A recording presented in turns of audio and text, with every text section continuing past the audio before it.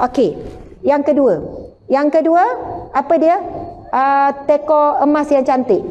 Kemudian Allah menjawab, teko emas yang cantik itu adalah kebaikan yang ada pada dirimu.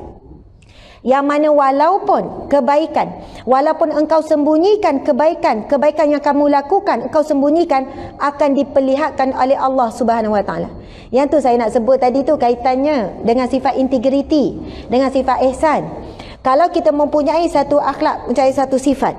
Contoh orang perempuan suri rumah. Di sini mungkin ada yang suri rumah kan? Padahal tak ada orang tengok dia menyapu. Dan suami kalau balik rumah pun tak adalah, wow bersihnya, tanpa debu. Lepas tu suami pula ambil gambar viral dekat Facebook. Ya Allah, isiku menyapu sangat licin. Contohlah.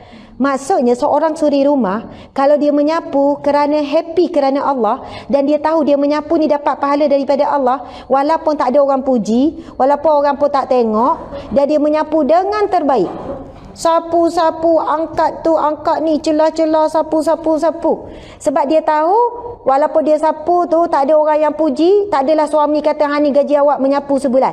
Ni gaji awak jemur kain. Ni gaji awak lipat kain. Tapi sebab dia tahu, dia buat itu dengan bismillah, dengan nama Allah. Dan dia buat itu kerana dia menjalankan tanggungjawab dia sebagai isteri. Dan tanggungjawab ini bila dilaksanakan mesti dapat pahala. Maka dia buat dengan happy bersungguh-sungguh. Ada orang, dia basuh pinggan kan?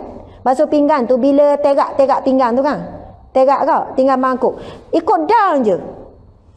Tapi ada orang dia susun comel. Kecil, besar lagi. Gelas pun sama kecil, besar. Sudu pun sini. Padahal tak ada orang nak viral pun dia buat. Tapi dia buat tu kerana apa? Dia nak sembahkan kepada siapa? Kepada Allah. Sebab dia tahu apa yang dia buat akan dihargai, akan diberi pahala oleh Allah. Sebab itu orang yang ada sifat ihsan, insya-Allah kita cuba, kita tak akan kecewa dengan manusia. Sebab yang kita buat adalah merasakan kita menghampakan diri kepada Allah. Kalau kita tak mampu rasa melihat Allah, kita rasa Allah melihat segala yang kita buat. Masya-Allah. Itu yang kedua. Jadi Allah kata setiap kebaikan yang kamu lakukan akan diperlihatkan oleh Allah, sama ada di dunia ataupun di akhirat. Jadi jangan rasa rugi jadi orang baik. Ada orang jumpa saya, Ustazah, saya ni kan jadi orang baik, jadi kena bully dengan orang jahat, kata. Apa maksud puan ni orang perempuan? Saya di pejabat, saya memanglah, saya rajin. Dia bukan perasan, dia luar masalah dia. Wallahualam kalau dia perasan tak. Tapi saya rasa dia bukan perasan lah. Saya, bos mesti suruh saya buat tu, buat ni. Sedangkan ada kawan-kawan saya, rakan sekerja lagi, bahkan itu kerja unit lain, saya juga kena buat. Saya terpaksa balik lewat sekian-sekian Ustazah, saya tak tahu kenapa. Tetapi dah masih sama bos saya memang rapat dengan dia orang dan saya macam dibuli Ustazah. Dah gini. Lepas tu kan saya kata, puan, saya tanya dia cerita bagaimana dia sedih bekerja di pejabat, tak dihargai oleh bos, kemudian rakan sekerja pun bully dia dan sebagainya. Kemudian saya tanya dia soalan, puan di rumah macam mana keluarga? Lepas tu wajah dia terus ceria. Ustazah, Alhamdulillah rumah tangga saya bahagia, suami saya, dia cerita anak ni dia jadi bahagia. Saya kata, puan, subhanallah, rupanya puan diuji di tempat kerja, Allah nak bagi bahagia di rumah.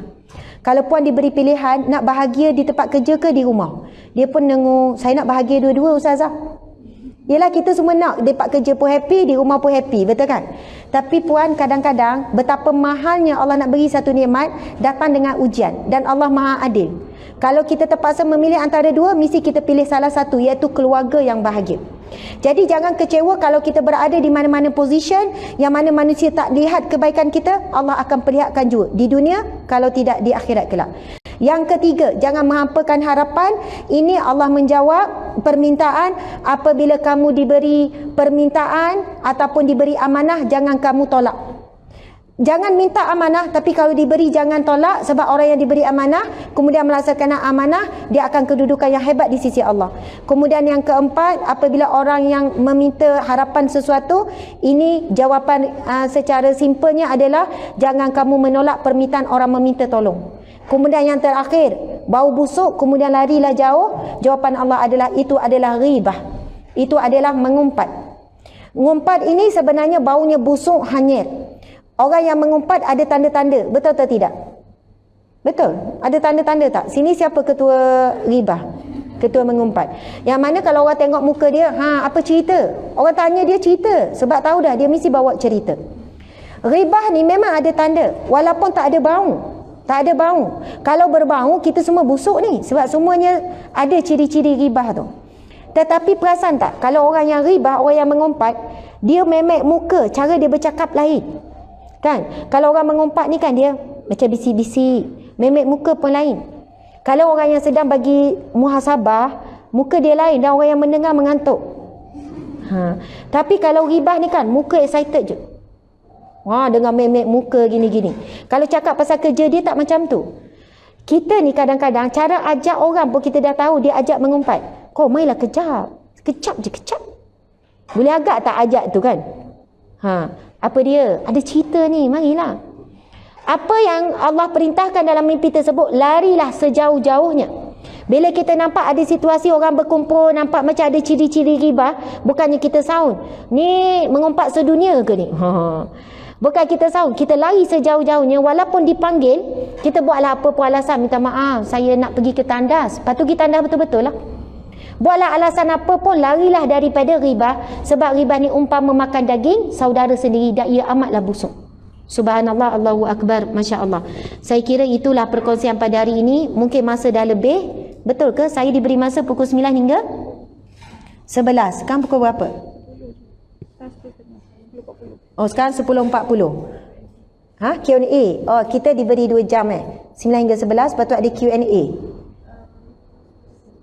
Sampai 10.30. Sekali Q&A. Jadi mungkin wallahualam, kita buka lah satu kot soalan. Kita terus buka lah.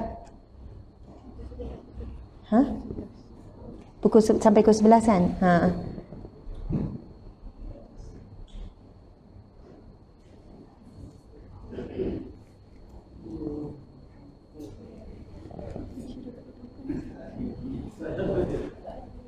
Sebab dah terlebih sangat dah. Minta maaf lah Ustaz Hadi Ibrahim. Malu ke Ustaz Hadi? Malu ke doktor? Masya Allah. All set, let's go dah. Dah guana tu orang belakang tu, let's go dah. Ajak balik dah. Subhanallah.